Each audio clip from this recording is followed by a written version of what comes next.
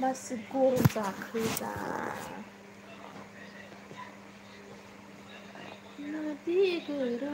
मद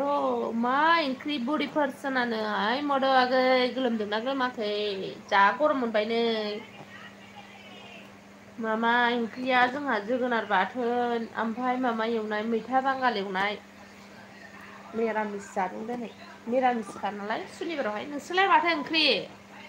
मदब्लक आगै थैसैलाय गरमानो एखे थाइजौ गोमोन बायदि लेफे लेफे जाजोब्बाय गोलोमनाया माबायदि जाखो दे गरमानो उन्दैया उन्दुदोंना उन्दुवाखै जाखो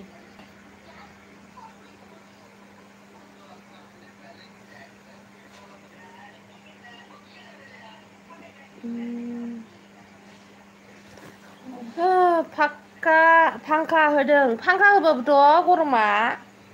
ओइस बसुमतारिया हेल' आब' आंहा दासो जाखांनानै फैदों गोबाव जाबायमोन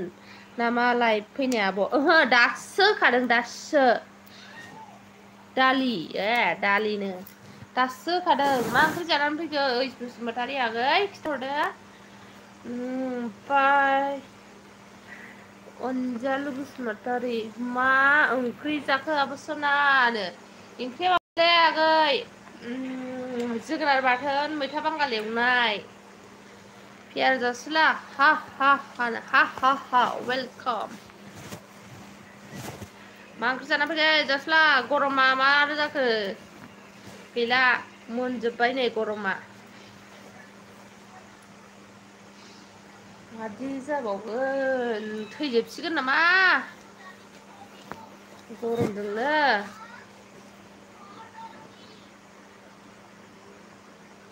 दाउदैसो आरो गरमाव दाउदै जाबावदों नोङो जासुला थैगोन नोङो गरमाव दुगैनांसिगोनसो नै गैला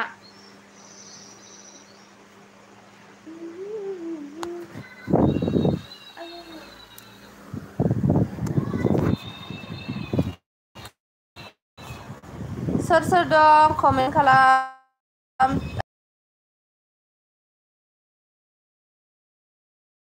बांगाल एवनाय ओमफ्राय ओइस बसुमतारी आंहा मा बे सानसे 24 घन्टा सेरग्रोनांगौ 24 घन्टानि उनावसो लाइभ होजायो जेनेबा नोङो लाइभ फैनो होननानै दिनै 8थासोआव सेरबाय दिनै हथात खरि जाला गाबोन 8था 9थायावसो गाबोन हरनि 8था 9थायावसो होजागोन 24 घन्टा फार्स्ट लाइभ फैजेननाया आंजों हायोनो नोंजोंलाय माहा हानो बोलो गोरा मानसिफोरजोंलाय लाइक दा थेंक इउ ओइ सोर सोर लाइक होआखै लाइक हो सोर लाइक होआखै लाइक हो दे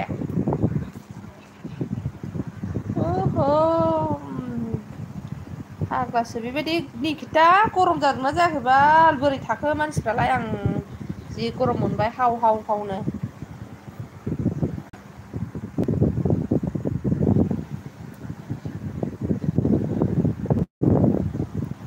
जाबाय दा फुग्लोब दे आब' नोंना खमायजोब्बाय नामा औलै मामा 1009 जन थांखाबायमोन ओमफ्राय खमायनानै 84 ना बेसेबांबाल'सै 984ल'सै बायो आं बिदिखायनो अनखे थांनायाला सिंनो बोरै हगारो बोरै हगारो नै आं खिथानि नै नाय नै आयु नै बाव प्लासाव सेरबाय दा नै ग लाइभ देखायखाबाय बे ग लाइभआव सेरबाय ओमफ्राय नै आंनिया बिदि गलाय सेरनानै माबाबानो मोनथिखायो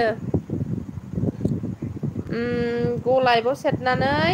नोंनि केमेरा माबा ओंखारखागोन ओमफ्राय नोङो सेलेक्ट खालामदो आरोना दोननो मानाय ओमफ्राय सेलेक्ट एडुएन्स ना माबा ओंखारोमोनहाय बावलायलांबाय गरमानो थानो हायै बायदि आयु औहायना आयु हाबाबनो जासुलाया गरम ओमफ्राय थानो मोनबा मोनसे खोथा आथिं नाबावनांगौसो आंहा नै आथिंसो नाहोगासिनो आंखौहाय जासुला मिथिगौ नंगौ मैया बिदि मानसिखौ मा खालामनांगौ नै आथिंखौनो दानस'नां रानि बसुमतारी फैबाय जोंहा हेल' आब' मा खबर खबरा बिदिनोसै आगै मा होनबावनो आरोना गरमाव थाइजौ गोमोन बायदि लेफे लेफे जाजोब्बाय मोननानै नै अनुपमा आ गया है हेलो नमस्कार अनुपमा वेलकाम मेरे एलबी में गरम कैसा है हाल चाल एनार आगैया मा होनो जोंहा आं गुग्लाखौ गियो आं गुग्लाखौ गियो आं गुग्लाखौ आयो आगै सारा गरमाव गुग्ला जानानै आयै मा हाल जाखो बे जोंहा आगैया गुग्ला जानानै like Don Anupama thank you like देने के लिए अनुपमा खाना पीना हो गया आपका कैसे है गर्मी में कैसे सह्य कर रहे मैं तो सह्य नहीं पा रही हूँ आयु मा जाखो बे आदा राजु डाइनसर मोखां माबा मोखांसो नुबाय आङो ओमफ्राय हाय बाजै सनानो आदा राजु 1K जानाया सेस लासिं सिं माबा जोब्बाय खमायजोब्बाय आदा राजु मा खालामबावनांगौ जाखो न्यू कम विथ 7 आईडी से ओ 7 आईडी से बुलाया है अनुपमा के पास 7 आईडी है प्लीज गाइस अनुपमा को हेलो सिस्टार मा ओंख्रिया जोंहा माबासोहाय फ्रि आगै मा ओंख्रिमोन जोगोनार बाथोन आरो माबा एवनाय मा एवनायमोनलाय जासुला जोंना ओंख्रिया मामोनलाय बावलायलांबायलै मा एवनायमोनलाय मैथा बांगाल एवनाय बावदों जासुलायाबो थाब थाब खिथाहरा नालाय हा नो आदा राजुआ न्यू काम बोलाय गोदान लोगो काम अनुपमा जाफुं फ्रेंड हो जाए तुम दोनों जाफुं अनुपमा के साथ फ्रेंड हो जाए अखाबो हाला मारै जाखो औहाय माइया बोरै जानांगौ जाखो माइया माइ गायनांगौआ खोथिया फोनो मोना मा मोना हाय राजु होनदों ओमफ्राय प्रिया सोरनाव जाखो गुग्ला सिस्टारनो माबाना थाद बे मबाइला जावलियासोहाय मबाइलखौ लाथारैखाय बायो माबानाव एनआर प्रडाक्सन आगैनाव जादों र' गाबोन हगार जायोना जाया गाबोन हगार जागोन ओइ मन्जुलि गुग्लाया बहा जादों नोंना आंना गुग्ला जायाखै आदा माबानावसो एनआर प्रडाक्सनावसो जादों हाय अनुपमा बोला है प्रिया डार्लिंग दों खामदों जाफुङा उमा शंकर मेरे बात समझती हो प्यार भी करते हैं किसी ना किसी से आप बताओ क्या करेगी मतलब मुझे मेरी बात समझती है समझती हो बोला है हाँ समझती तो हूँ लेकिन ज़्यादा नहीं प्यार भी करते हैं मतलब आप सपोर्ट नहीं किया है सपोर्ट नहीं किया तो सपोर्ट कीजिए प्लीज़ उमा शंकर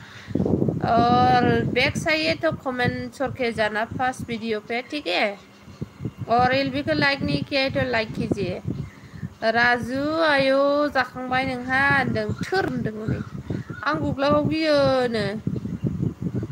प्यार खाम होनदों निकिता नै लाइदान थेंक इउ प्रिया डार्लिं आं गुग्लाखौ गियो होनदों एनार सना बहा दं होनदों गुग्ला जाजादोंनो नोंना एनारा फंबाय ना मा जाखो राजु हामालै होनदों प्रिया सना बेयावनो दङ होनदों आंबो दहाय हगारनो नागिरदोंमोन ओमफ्राय हगार जाया दिनैसो फार्स्ट टाइम बा गाबोनसो हगारजागोन नोंनिया दिनै हगारनाय टाइमखौ बारबासो मद' ब्लग आगै ओंखायनो जेने थेने लाइभखौ फैनानै दोनखानांगौ जाहाथे इमारजेन्सि फैनो नागिरबा मोननायनि मिथिबायना निकिता अन थेंक इउ निकिता 2021 आव खुलिनाया नोंनि चेनेला बेखायनो वार्स दानदोंना नोंना वार्स टाइमखौ नाखिलै आङो साबसक्राइबारनो दानबायलै आदा राजु नै जाबाय एनार सना नोंनावसो जादों नामा गुग्लाया जाफुं अनोब्ला कमेन्ट नायना हरदो होनदों लाइक होबाय आब' थेंक इउ रानि बसुमतारिजोंबो लोगो जादो सोर सोर लोगो जायाखै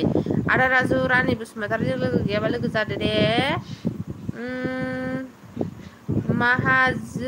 मोजांलै प्रिया जिउ सना फिथर आंनि होनदों ना फार्स्ट एगारनायखाय जायाखै नामा ओहो फार्स्ट एगारबा जाया 24 घन्टा नांगौ रानि नि आंनि होनदों रानिनि आंनि होनदों राजु आं सना फिथर नोंहा खाला थफ्लासो होनदों मा ओंख्रि प्रियानो नै अखा खोरोमदों ना अखा खोरोमाखै मिंख' अखा खोरोमदों ने हाबा हामथारसिगौहाय निकिता अखा खोरोमनाय खोनायाखै नों अखा खोरोमदोंना ना माबासो गोलैखो ना माखो अबावबा मावजियासो ग्रुंदों निकिता आलु नासोनो आंहाथ' दिनै मिरामिससो सुनिबाराव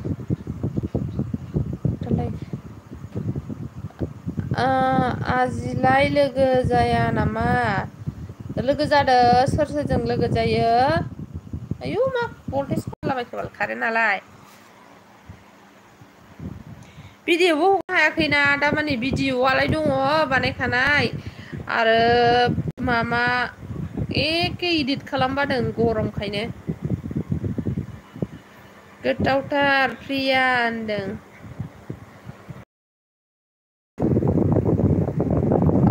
अखा खोरोमनाय खोनादोंना खोनायाखैब्रा ए नै खोरोममारदों अखा हासिगोनहाय निकिता नङा दे प्रिया जिउसो होनदों नों भिडिअ मोजां लाबो 1K जाफिनगोन औहाय गाबोन बेलासियाव हगारसां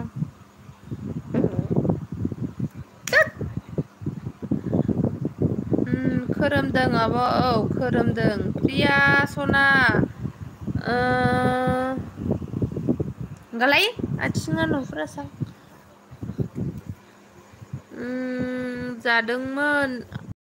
जादोंमोन हामबायनो बिबु गदोंना गवाखै बाल एनार बिबु गवाबा जाफिनो निकिता जाबाय थावाबाबो होनदों आं गुग्लाखौ गियो होनलायबाय जोंहा एनारा बासिगोन एनार नोंसिनिजों थिनहरगोन आं दा प्रिया मोनथिं मानो नायद्लाबायनांगौ आंलाय बाहेरायावलाय मा जानायनि मालाय अखा खोरोमनायखौलाय जावलिया फावलिया थिनो हागोन ना हाया मानो नायनानै डिसाइड खालामनांगौ आंलाय आं हगार नामा आइदै नुदों फियार जासुला मा होनदों नोंगुमैया नेटाव नायना नोङो बे अख्राङाव नायदावहैनानै आं मिथिगोन नामा आरो अखा हानाय हायखौलाय मानो नांगौ नोंलाय नङा मानो नांगौ हाया मालाय मा घन्टा खालामहैनो हागोन नोंलाय भगबानखौलाय हाबा हामसिगौना थान्दानो औ नोंगुमै आंखौ मा होनदों निकिता थांलाय बाहेरायाव नायलाय हागोन ना हाया अख्राङाव नायदावहैलाय होनबावो ओमफ्राय आंबा नायनानै मा खालामनांगौ दे मालाय हाथारैखौबा मानो बानां जाखो बुरिफोर सना मानो बानांगौ जाखो बुरिफोर सना बायाबा लाइभ फैनायजोंल' बहा जानो बेनोथ' आरो बायो गरमावहाय आरो उन्दैबाबो ख्राव ख्राव ख्राव थाया गमायै खर' गरमसो जागोन नोंसोरथ' थाया सेकेन्डबो बेरायनोल' गाबो लानानै थाबायबाय थानांगौ बिबैमोन लाना होबाय माखासे ओंखाम ओंख्रि संगौमानि जाखांबाथाय उन्दैजों ग्रोब थादो होस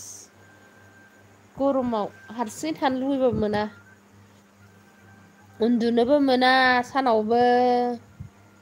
एखे जारलासो राजु हेराम होनदों नेहा हा हा हा होनफैबाय हनै नेहाया अ मन्जुलि आं फिल्म नायनि र' मानो फिल्म नायनांगौ जालायखो दासो मोनबाय नोंहा फिल्म नायनो दहायनिफ्राय मानो नायाखै नोंलाय एनारसना आं खायना हैगौमोन ना खोन्थानायमोनबा होनदों जाला मिनिना माखौ मिनिखो नेहा बिदिनि लाइफआव मिनिबोखो ना माखो उदै साजोब्बायनो मा हेराम जाखो प्रिया जिउ सना फिथर बिखा बिख्लोनो नै मालाय एनारखौसो सना सना होनहरदों आदा राजु ओमफ्राय नोंखौथ' हामासो बुंगासिनो ओमफ्राय नोंहा होनगासिनो प्रिया सना खाय फैदो दाबोनो नै एसे जाम नालाय नोंनाबो होनदों एसे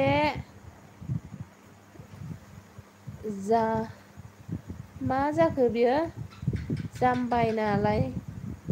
नोंहाबो बुजियासां एसे जामबाय नालाय नोंहाबोनो नोंहाबो मायालै मानो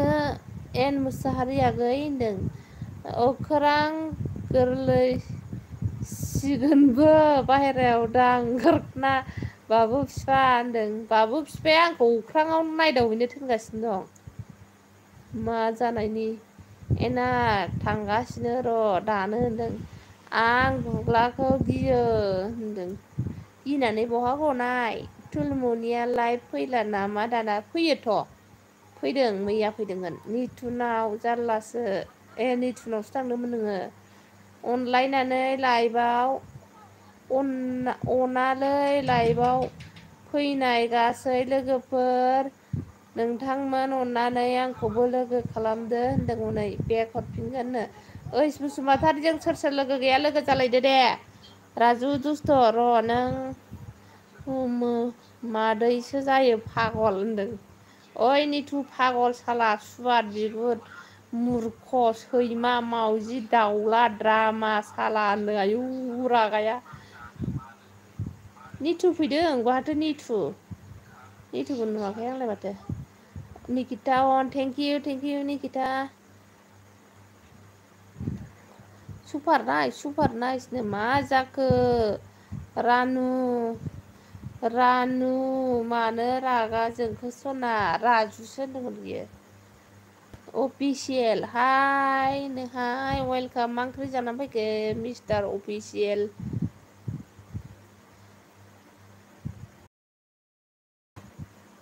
प्रिया बोरो प्रिया जाया होनदों मादै जायानो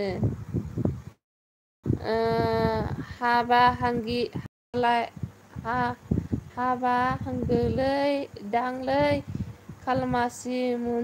मन्जुलि बुरिफोर सनानि फिसाजोखौ एबार लायनांगौ अखा हाबा नोंगौ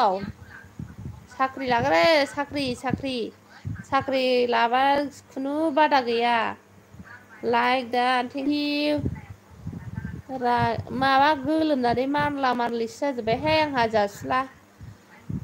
आखाइ आथिं मानलाजोब्बायसो नै आयु गैला थांग'जोबबाय बोरो बहा थांखो खिथाया उन्दुनो ओंखारबाय नालाय दानसना thank you super nice thank you अन एनार निटु गैया लाइभ होदों आं थांबाय दे अके दे माइ गायखांबा लायगोन दे राजु होनना मिनिदों हनै दा राजु दावला होनदों मालाबा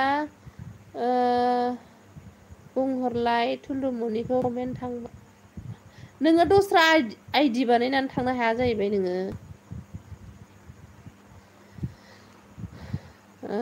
नों आब' कमेन्ट थांलानो होनना दे दस्रा आइडि बानाय जासुला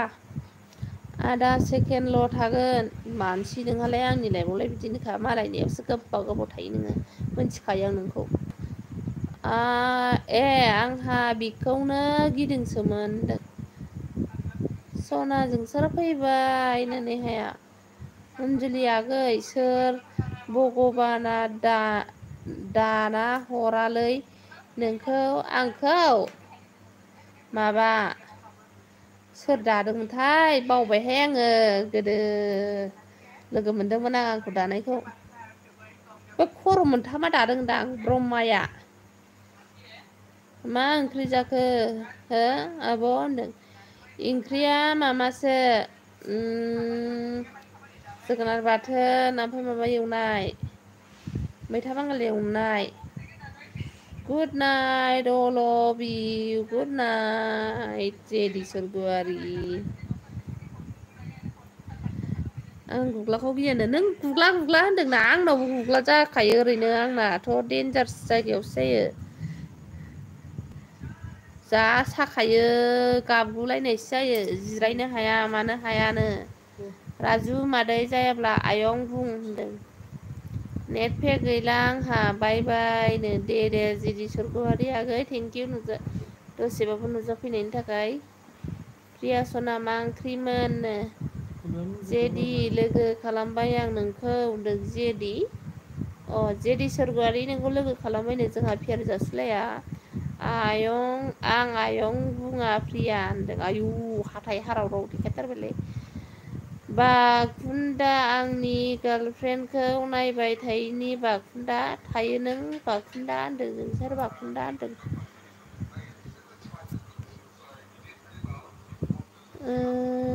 एनारसना आलु नासोमोन नोंसोरलाय होनदों ओमफ्राय नै जोंहा गोबोरसिङाव फैबाय मा टपिक सोलिगासिनो बेयाव आबै टपिकआथ' हनै गुग्ला जादोंनो एनारनाव बेखौ रायज्लायगासिनो नों आंखौ होनदों सना बुङोनो सोरजिला रामसियारि गुड नाइट सोरजिला वेलकाम आंनि बेयावहाय लाइक होआखैबा लाइक हरदो दे बयबो मोनसे आरो सोरजिला आगै सापर औ माबा सापरलायनो मा गामिनिमोनलाय मा होननांगौ मा होनफ्लाङो जाखांफु फैदों नै जोंहा हेल' आब' असायब माबासो बियो राइडार S16 राइडार बेसो आंखौ असायब होनो रसायब मेन आइडिजों फैनो हाया नोङो दुर्गा मायासो दोनदो दादोंना सिबासो दादों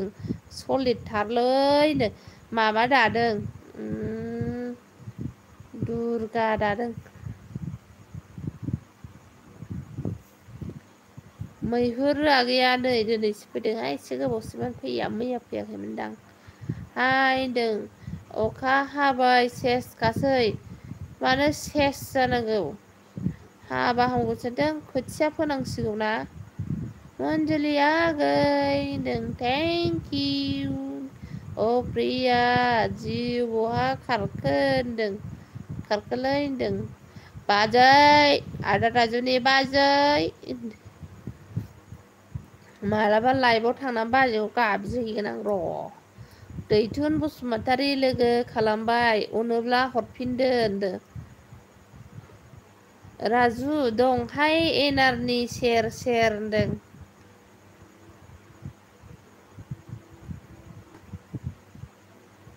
बाय बाय थांसै अनजलि आगै गुड नाइटनो अखा खोरोमख्रावगासिनो आदा राजु नांगौबा थोनहरसै आं नोंसिनिथिं बाय बाय गुड नाइट आदा राजु थान्दा उन्दुदो अखा थोनहरगासिनो दं मामुनि फैबाय जोंहा आगैया हाय आब' हाय वेलकाम मामुनि आगै प्रिया होननानै गाबबाय हनै होननानै प्रिया सना ओंख्रिया सोमोन दाउ टमेट'सोमोननो ओंख्रिया मैहुर नोंखौ लोगो खालामबाय आङो मैहुर नोंखौ लोगो खालामबायनो जोंहा जस्ला फंबाया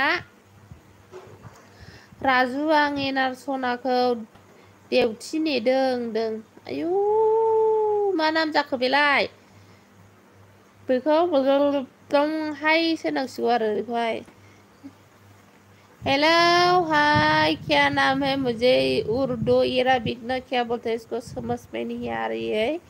ना जाने क्या नाम है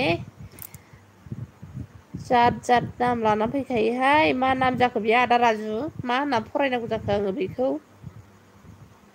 जाजाथि साला फाफि मानसिया जायोलै बुरिफोर सना गुग्लाया आं फाफि नङाना आरबि मिक्स बय हाय हेल' हेल' मानो फ्रिया आं दंथ' हो औ नोंनासो दरा गाज्रि जासिगोनहाय बैयो थिखोजोब्बाय आयौलै बबाव थांला जोबखो आं मबाइलानो बोरैबासोहाय बियो आं बागारोहाय मालायनि मबाइलखौ लानो हाय हाय वेलकाम बोरसिं मा दिल खालामो आंनालाय अखा हाबाय बोरैबासना अखा हाबाय जोंना हायाखै दाबो दे मोजां आंबो लोगो खालामफिनगोन दे होनदों मैफ्रा अखा हाबाय दे देरो आबै दै देरथों ना गुरनांगौ राजु बहा दं होनदों my name is Sachin okay okay Sachin mister Sachin आप कैसे हो कहाँ से हो मेरे चैनल को सब्सक्राइब नहीं किया तो सब्सक्राइब कीजिए और बैक साइड तो बोल देना प्लीज़ मुझे को मेरे को इंग्लिश नहीं आती है अखा खोरोमबा अखा खोरोमदोंहाय औ मिरा आगै फैबाय जोंहा मा ओंख्रि जाखो नै ओंख्रिया जोगोनारजो बाथोन आरो मैथा बांगाल एवनायसो आगै नोंहालाय मा ओंख्रि जाबोखो मिरा आगै मन्जुलि आगै प्रियाजों औ मानिथारासै ने गोमबोरसिङा मा रिलि खालामबाय थाखो मा ओंख्रि आबै जोगोनार बाथोन मैथा बांगाल एवनाय आं नांला अखा हाबाय अखा हाबाय प्रिया सना दोनदों दे नोंनोबो जाफैनो प्रिया न'आव दंलै जिउ सना फिथर आंनि बिखानो आइदै अखाया माथो मोफ्लामदों आं दासो नाहरदों भेन्टिलेसनजों आरो बे कमेन्ट नायना हरफिनदो सनिया फैबाय नै आगैया जोंहा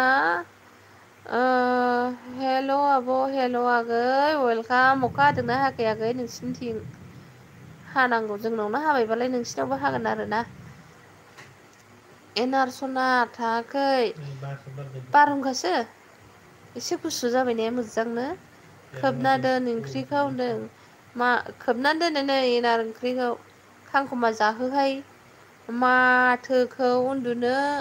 ओंखारनाय बायदिसो खोनादों उन्दुनो ओंखाराखै आंहा सानाव उन्दुदों दिनैहाय मानो मालायनो मानो नायनांगौ बार बारनायखौलाय फाग्ला मानसि बे हौवाया गारिखौलाय मानोथो खोबाबालानो फैखो आं गग्लाखौ गियोनो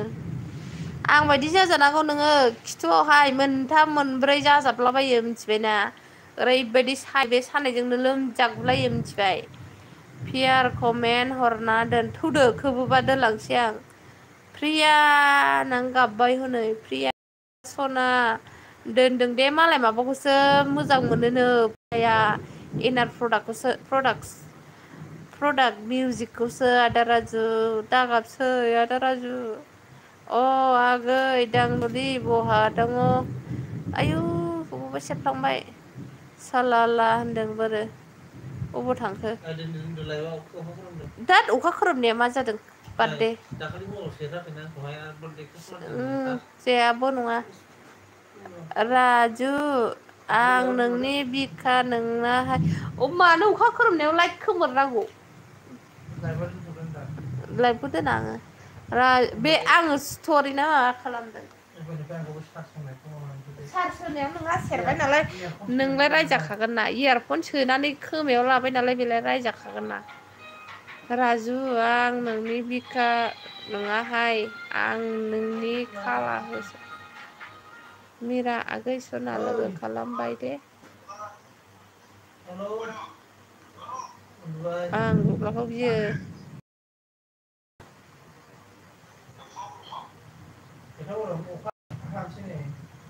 मद' हाय मेरा जिउ मीरा मेरे को बोला है गोलु मोलु हादों आब' हाय आयुलै मबाइलानो मोजां नङा बेयो राजु मानो गाबदों मा जादोंहाय नोंहानो नोंखौ मोनैनि गाबबाय प्रिया आं थांथ'नोसै आब' गुड नाइट बाय बाय मैहुर आगै आं गग्ला गियो लाइक होबाय मनु थेंकिउ गावखौ गियोनो आय' जोंनिथिं दाउला गेसेेरबाय राजुनो जोंनि मिराखौसो होनदों नैबे मिराखौसो होनदों निजोमा दहाय जोंनि खैजिमा अखा खैला जोंनि खैला अखा हायाखैनोहाय प्रिया मोनथिं माबा मिरा मोनथिं प्रिया आंखौ गारबाय प्रियाया आंखौ गारबाय मन्जुलि आगै सना औ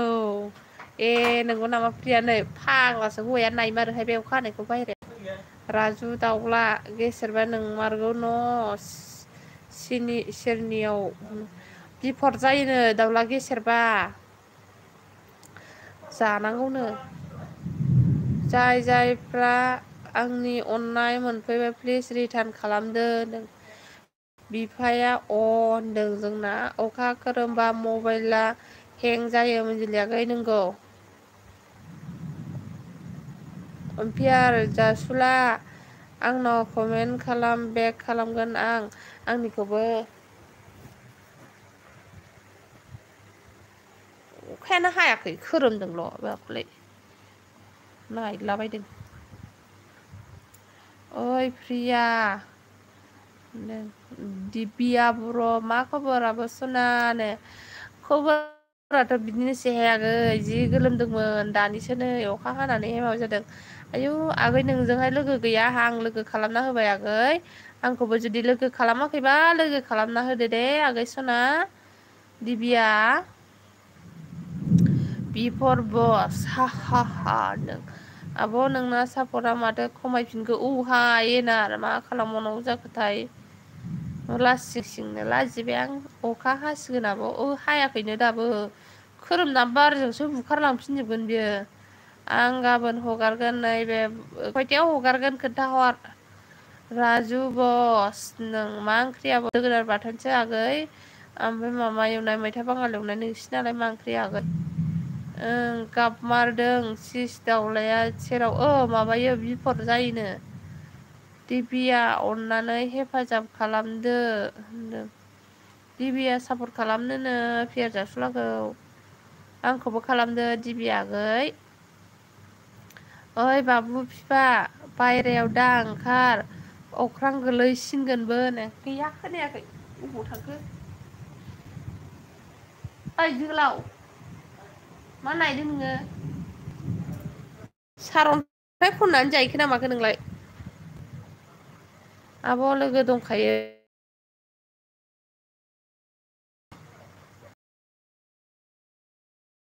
अके नों CID नेहाया दंगासिनो नेहाया हाथायाव हगारगोन 8थायाव साननि ना हरनि राजु मा जादों नों होनदों नोंखौ हनैनि गाबदों आन खालामफिनदों बे मानसिफोरा जानो सनाराम बर' ब्लग हाय सनाराम आगै वेलकाम आंनि बेयावहाय मा खबर सबर मारै दं सनाराम आगै खोन्थाहरदो बार जाहैबाय बार आंना बोराया बाहेरायाव प्रिया सना सातथायाव हगारगोन फुंनि अखा हाबाय ज्राव ज्राव होनदों आंहा इउटुबाव अनलाइन थाबाय थानो मोना एखमबा बिदिनो थाबाय थानो हाया नोंखौ माबाया प्रियाया मा होनदों गेन्द्रा ओइ बिफा बाथौ बिफा बायहेरायाव दा ओंखार अख्रां गोलैसिनगोन होनदों थैयाबानो जाबावनो प्रिया नार्सना मा होनदों ओमफ्राय दरखौ सोर फांगोन जोंनिजों हाबायथ' नै जोंनिजों दासो थाइफ्रिदों नै आं पागल जाबाय प्रिया जिउनो बे फाग्ला बिदिखि जायो बे हेल' वेलकाम ब्राइडार असाइब आंना गैला खमायजोब्बाय 1K थांखानाया असभ्य एखे नङा 1 2 3 लिरनाय दंखायो नाय राजु किनो आंनिया आलदाखा नोंसोरजोंहाय आंना आलदासो दंखादों हरनि 7था दे मा खालामदों प्रिया सनानो सिस आं ओंखारथ'नि दे अके दे अके प्रिया मुसारि खि मा खबर होनदों सनाराम लोगो खालामफिनदो नो आं आंनिखौबो सापर्ट खालामदों आङो नोंनिया सापर्ट गैयाथ' नोंबो आंनिखौ सापर्ट खालामदो सनाराम सापर्ट खालामबाय आं नै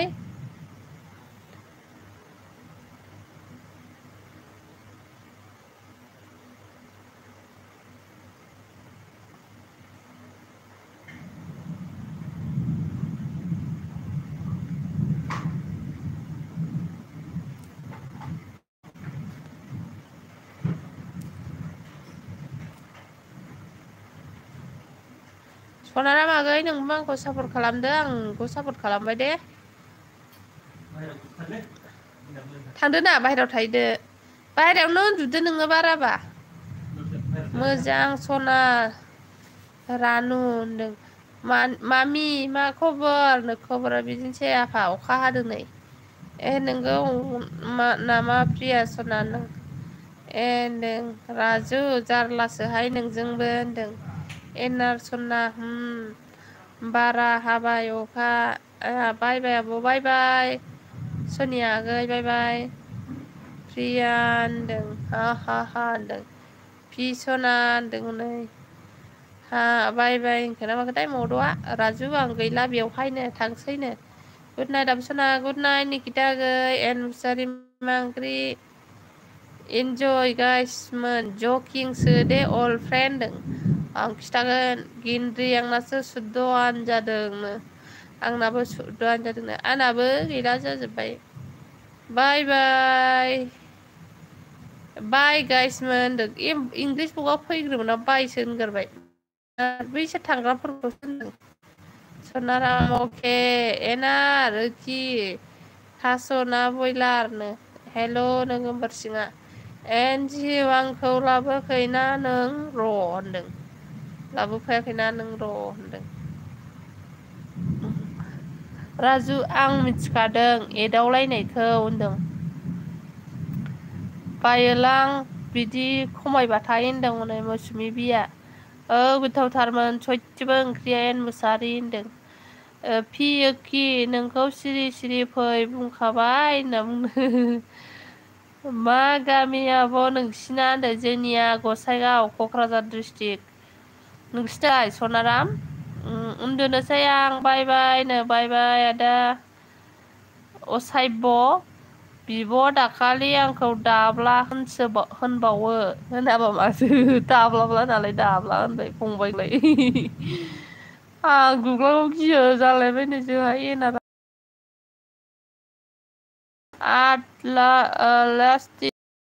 एटलिस्ट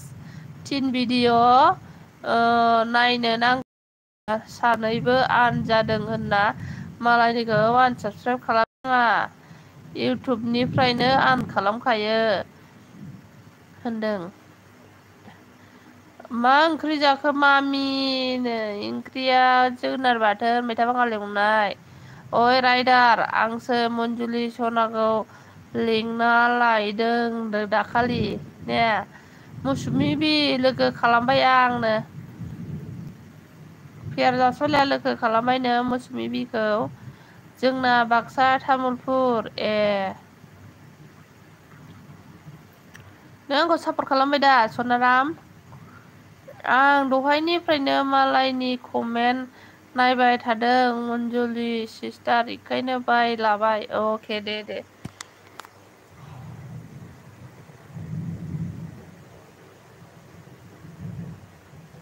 ओरैथो अखा हानायालाय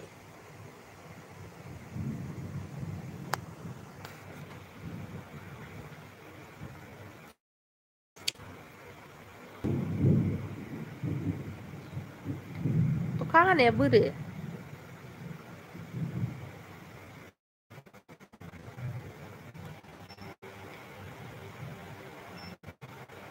लहरबाय आदै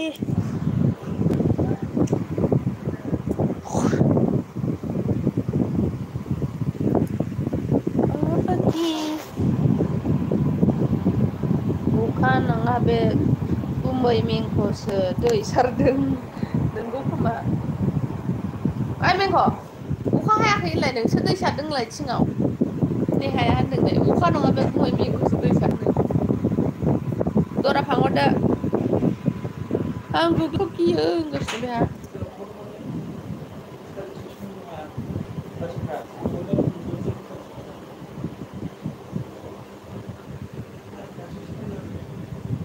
मानो फैखो बायहेरायाव थानाया बिमाया हाबलांबायबाल बियो ओंखायनो गिनानै फैबाय गिनायाथ' अयथासारखा नेहा ओरैबायदि गियो नोंगौ मैया मा मेंख' बेलाय मामि नोंहावनि नामा मेंख' आफा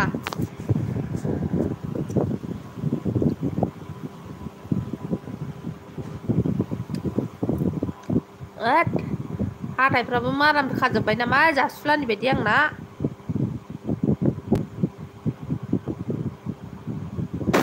जासुलानि बायदि माराम खाजोबनाय बायदि मोनबाय आं लाल केलकातारि खाख्ला लारि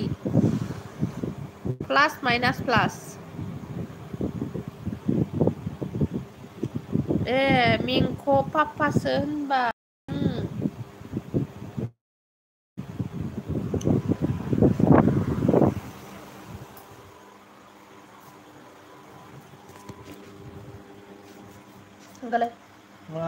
मुलि लोंनांगौ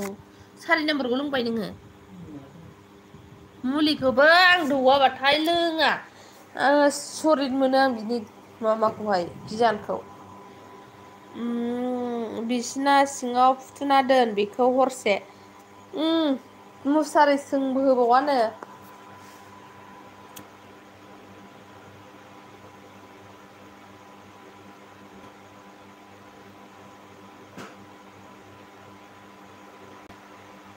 हाथाया बोरैबा मोनदोंहाय आंनिया हाथाय मोदोमाव सिथर जाग्रा जादों आंना ओमफ्राय मोनो बोरैबा आं गुग्लाखौ गियोनो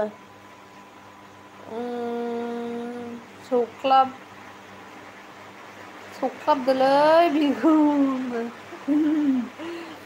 यार आंबो खालामबाय कमेन्ट चेक खालामदो होनदों मेंख'लै मेंख' मा खबर मेंख'आ उन्दुबाय नै अखा हाफिनबाय थास प्रदिप होनदों ना होननानै मिनिबाय आनो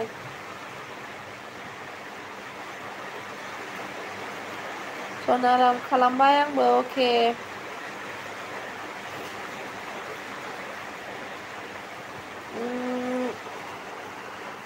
FSKB blog hi welcome KB blog मेरे एलबी में स्वागत है आपको मेरे को सपोर्ट नहीं किया तो सपोर्ट कीजिए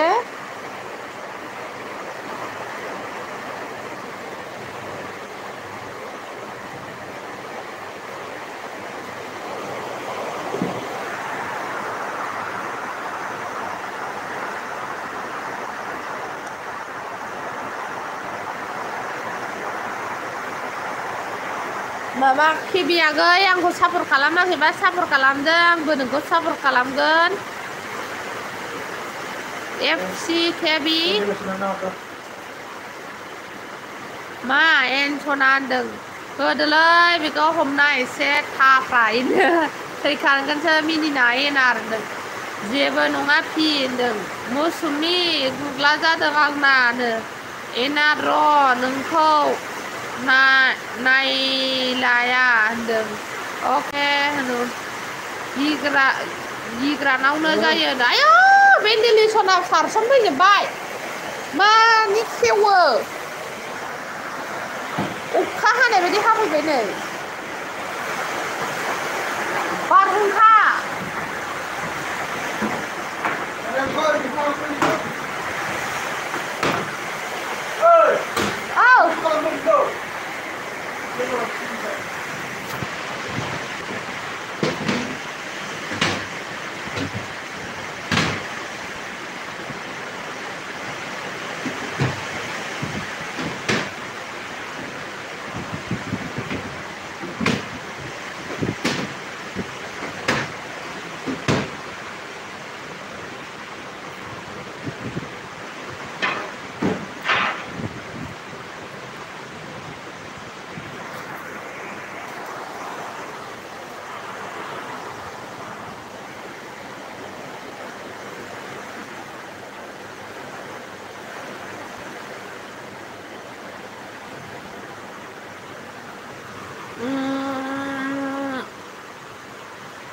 एन मुसाहारि हाबा जादोनो एन मुसाहारि हाबा जादोनो एन मुसाहारिया सिंगेलसोथ' सोरनोबा नांगौ एनिबडी एन मुसाहारिखौ मा ओंख्रि जाखो sister love you from Karnataka state Indian army thank you आंनि एलबिआव जइन जाफैनो थाखाय अखाफोर मुलुग जोंहा ओंख्रिया जोगोनार बाथोन आरो माबासो मा एवामोनलाय मैथा बांगाल एवनायसो आरोना दिनै मिरामिस नालाय अखाबो हागासिनो नै बारा रायलायनायखौ आवाज जाया मोनदों अखा हानायखाय नोंसोर खोनादोंना खोनायाखै अखा हानायखौ अखोरां मुलुग इनार फाग्लाया सोरनोबा खिफिना होदोंमोन दां बेखायनो गुग्ला जाजादों होनदों पियार सोर जों होनदों जोंनिथिं थिनहर आब' अखाया माइ गायनो हायाखै जोंथिं ओइ अखा सनारा मोननिथिं थां बाक्सायाव ओरैहाय होनदो मुसलपुर हरैहाय होनदो ओमफ्राय लोगो PSKB लोगो खालामबाय आं बेक हरफिनदोनो फेर जासुलानोबो KBS FSKB एन मुसाहारि आं खिफियाखै फाग्लिना मिनिबाय नै अन एनार आं गुग्लाखौ गियो नोंहा अके आंहा फाक्का लाना जि इन्जयनो नोंहा अके फांखा लाना जि इन्जयनो बुजियासां नेहा मुनजुलिनि हौवाजों गदायनो आंनि फिसायजों नेहाखौ गदाय माने सोलायलायसै जोंहा नेहा फिसायजों आं नेहा फिसायनाव थाहैथ'नोसै बोसोरथामसो नेहाया आंनि फिसायनाव थाफैथोंसै बोसोरथामसो मा जानो सोलायलाय जायो बियो फाग्ला आं गदाय थाङाहाय फाग्ला होनदोंनो फैदो होनबा आंजोंनो आयु गावसो लानो माबा खालामदों जासुलाया आयु फांखा होबा गोजांसिगोन नामा मिंख' माथो सारसन फैबावदों नै जा अखा बार बारदों नै दा साला थान्दा जालायलायखाबाय खोनादों बिराद हादों नामा अखाया जोंना कर्नाटक स्टेटआव अखा हाथ'वाखै जोंनाबो 6 दिन 7 दिन माबा 6 दिन 7 दिनसो होनफ्लांलांबाय जा सान्दुङानो थानो हायामोन आरोना बिदिनो 8-9 दिनसो जाबाय सान्दुं थानो हायिया ओरैबायदि सान्दुं दुङो आरोना 38-35 डिग्री सेलसियास थांदों आरोना दाख्लै समाव दिनैनि समाव मैया समाव ओमफ्राय दिनैसो अखा हादों नै आं गुग्लाखौ सोरबा सेरफैलाय आंनि गुग्लाखौ सोरबा सेरफैलायनो पियार जासुला आंजोंबो जादों नोंखौ लोगो जाबायनो सनाराम नों लोगो खालामहरदो आं गुग्लाखौ गियो होनलायबाय नै जेनो नङा सना मुजुलि पियार थांगासिनो र' होनदों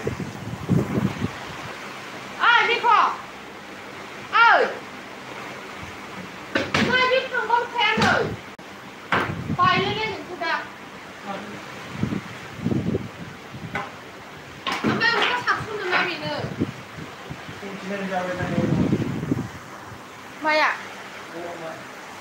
29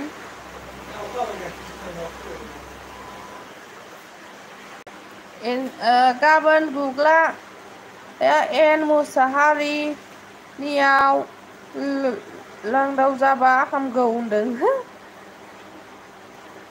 एन र' आं थांगासिनो सेरनो होनदों दे आसामाव अखा हाथों जोंनि बिटिआरआव माइ गायनो मोनथों मानसिफ्रा औ मोजां खोथा होनदों नोङो जोंहा गैया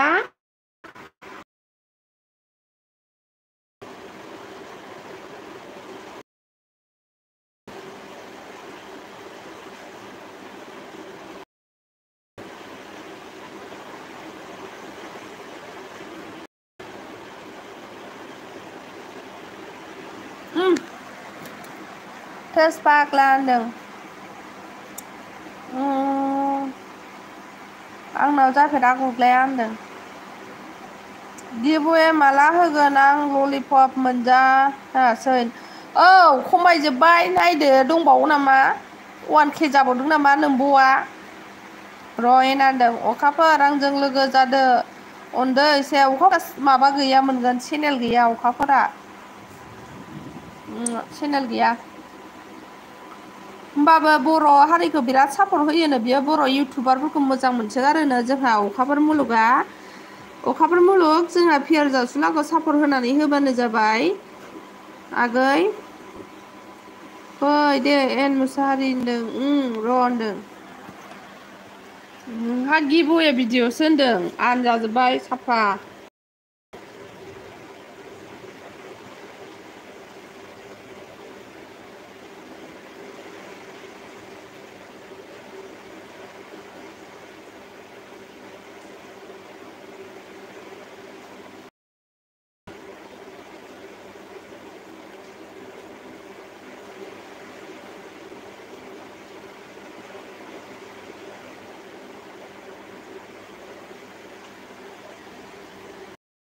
सोरनो सापर्ट नांगौ चेनेल नाम बुंना हो पियार जासुलानो पिआर जासुलानो अखाफोर जिउखि सना बिदिनो जानांगौ होनदों नेहाया एन मुसाहारिया सिगां आंखौ बाग्रा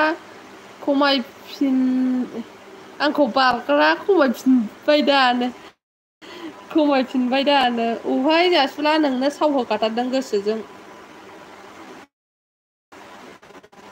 र' जासुलानि भिडिअ'खौ खनसे नायनोसै जोंहा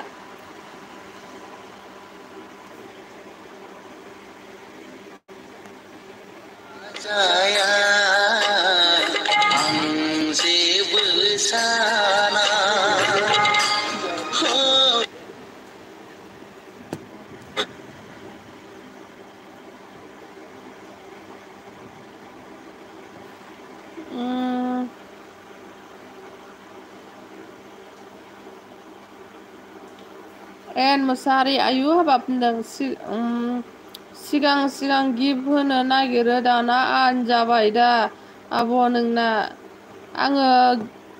गिफ्टखौनो होलासै आं रागासो जोंबाय मा खबर पियार होनदों मा जाखो पियार होनदों जाय आनसाबस्क्राइब खालामदों जायखौ खावजाब सालाव होनो ओइ इउटुबनिफ्रायसो दानदों बियो आयु नों बिदिसो होनदों हनै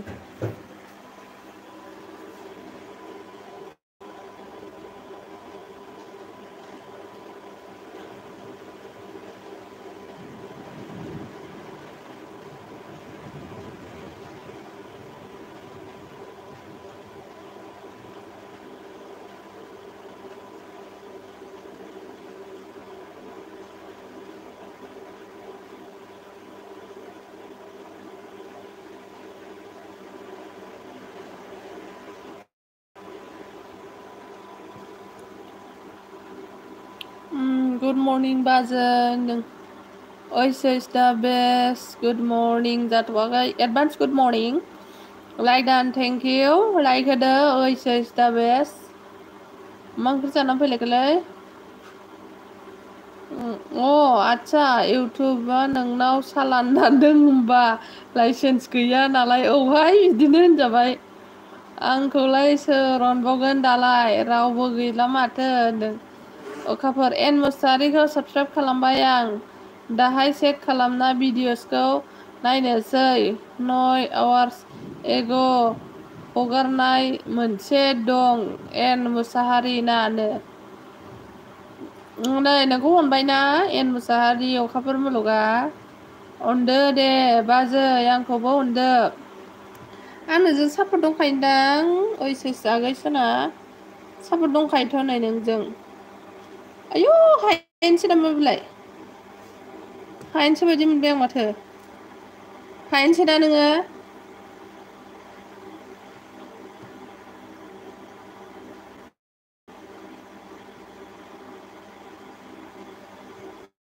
खयथा चेनेल खुलिदोंलाय हायेन हाय बाजै सना होनदों प्रदिप बर'आ हाय आगै मा ओंख्रि जाना फैखो अखा हादोंना हायाखै अके अखाफोर कि सना होनदों एन मुसाहारि आंलाय माथो जाखो जाम्बि होनदों हायेन मा खबरनो एलाय हायेन मार आं सानखादों गावहा नायानो आंखौ होनदों 67 चेनेल दं ओइ बाल हायेन आंखौ 1K बानायदो दे आगै सना